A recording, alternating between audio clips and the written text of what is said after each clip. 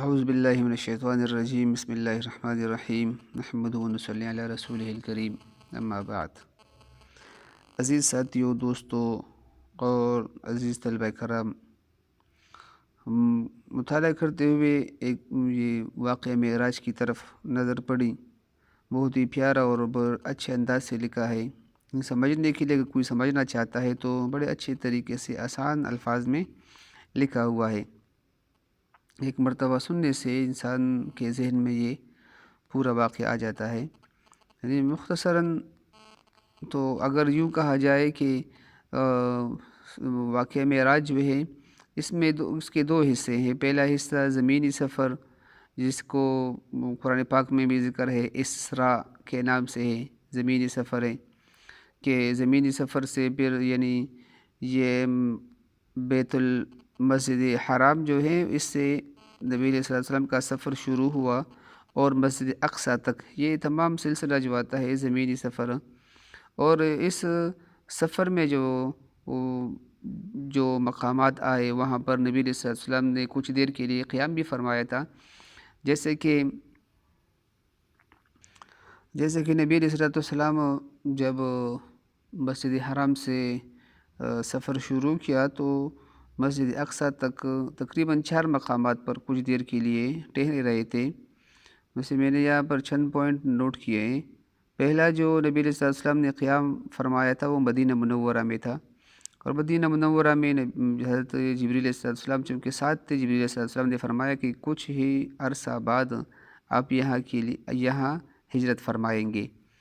پھر دوسرا قیام جو نبی علیہ السلام نے فرمایا تھا وہ طور پہاڑ پر، جہاں موسیٰ علیہ السلام نے اللہ تعالیٰ سے ہم کلام ہوئے تھے، اس پر کیا۔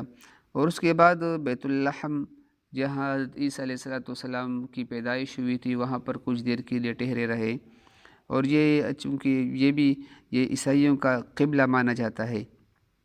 اور اسی طرح چوتھا قیام نبی علیہ السلام نے جو آخری کیا تھا وہ مسجد اقصیٰ میں کیا تھا۔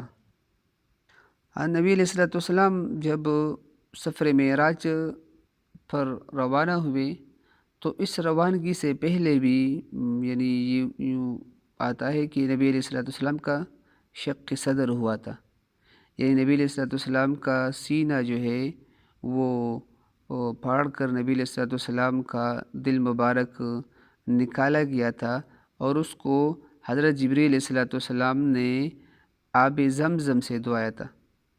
اور اس سینے مبارک میں اللہ تعالیٰ کی طرف سے جو جبریل علیہ السلام ایک سونے کا ایک تشت لائے تھے، جو ایمان اور حکمت سے، اس میں ایمان اور حکمت تھا، تو آب زمزم سے دھونے کے بعد اس نبی علیہ السلام کے قلب مبارک کو ایمان اور حکمت سے بھر دیا گیا، اور اسی طرح پھر آپ صلی اللہ علیہ وسلم کے قلب اطہر کو اسی جگہ رکھ کر درست کر دیا گیا۔ اللہ تعالیٰ کی حکمتیں، اللہ تعالیٰ جو کرنا چاہتے کر دیتے ہیں۔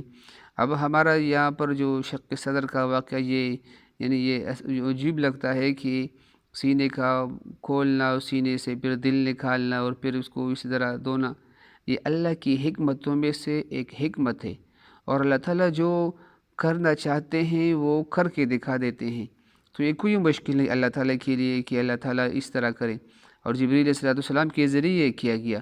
جب فرشتہ یوں کر سکتا ہے اللہ کے حکم سے، تو اللہ تعالیٰ جو چاہے وہ کیوں نہیں کر سکیں گے۔ اب نبی علیہ السلام نے جو اسراء یعنی زمینی سفر کا آغاز کیا تھا مسجد حرام سے، تو نبی علیہ السلام جبریل علیہ السلام نبی علیہ السلام کے پاس جو سواری لے کر آئے تھے، اس کا نام تھا براق۔ براق کے بارے میں آتا ہے کہ یہ براق، یہ اس کا قد جو تھا گدے سے بڑا اور خچر سے چھوٹا، اور رفتار اتنا تیز کہ ہر قدم وہاں پہنچ جاتا جہاں تک آخری نگاہ کی آخری حد ہوتی، یعنی اتنا تیز وہ سفر کر رہا تھا۔ اور مسجد حرام سے جو مسجد اقصیٰ کا فاصلہ جو ہے وہ 1240 کلومیٹر تقریباً اس طرح ہے۔ اور اگر اس زمانے کے لحاظ سے اگر دیکھا جائے اونٹ کا سفر، تو تقریباً 1 مہینے میں اونٹ یہ سفر طے کر سکتا ہے۔ تو رات کے معمولی سے حصے میں نبی علیہ السلام مسجد حرام سے مسجد اقصیٰ پہنچے، اور اسی طرح مسجد اقصیٰ کے بعد نبی علیہ الصلوۃ والسلام پھر آسمانوں پر اوپر گئے ہیں اور وہاں پر یہ سب کچھ ہوا ہے۔ جب نبی علیہ الصلوۃ والسلام مسجد حرام سے مسجد اقصیٰ پہنچے، درمیان میں کتنے مقامات پر قیام فرمائے تو میں نے پہلے بتا دیا۔ مسجد اقصیٰ پہنچ کر نبی علیہ الصلوۃ والسلام کا جو مسجد اقصیٰ ہے یہ یوں کہیے کہ مسجد اقصیٰ یعنی کرۂ ارض پر مسلمانوں کا تیسرا مقدس مقام ہے۔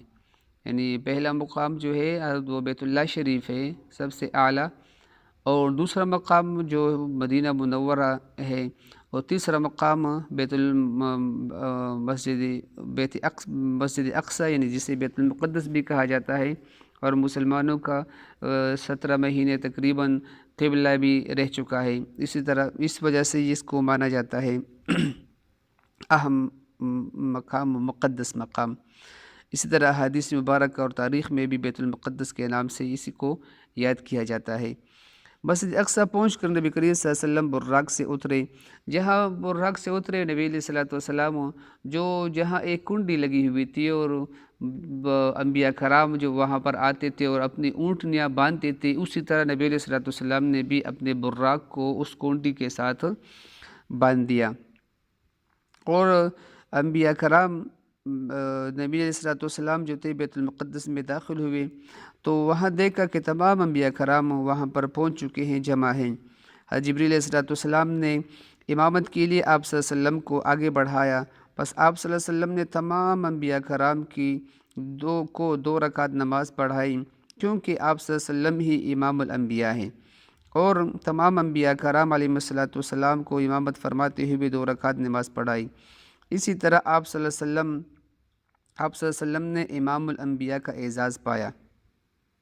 نبی علیہ الصلوۃ والسلام جب نماز سے فارغ ہوئے تو جبریل علیہ الصلوۃ والسلام نے 2 پیالے پیش فرمائے، اس میں ایک میں دودھ تھا اور ایک میں شراب، تو نبی علیہ الصلوۃ والسلام نے دودھ والا پیالہ لیا۔ جبریل علیہ الصلوۃ والسلام نے فرمایا، آپ صلی اللہ علیہ وسلم نے فطرت کو پسند فرمایا، اگر آپ صلی اللہ علیہ وسلم شراب والا پیالہ پسند فرماتے تو آپ صلی اللہ علیہ وسلم کی امت گمراہ ہو جاتی۔ اسی طرح یہاں اب تک جو ہم نے بات کی، یہ سفر معراج میں اسرا کا جو حصہ تھا، پہلا حصہ یعنی سفری، یہاں تک اس کا اختتام ہوا ہے۔ اس کے بعد معراج شروع ہوتا ہے جسے کہتے ہیں آسمانی، وہ تو انشاءاللہ وہ دوسری ویڈیو میں بیان کریں گے۔ وآخر دعوانا الحمدللہ رب العالمین۔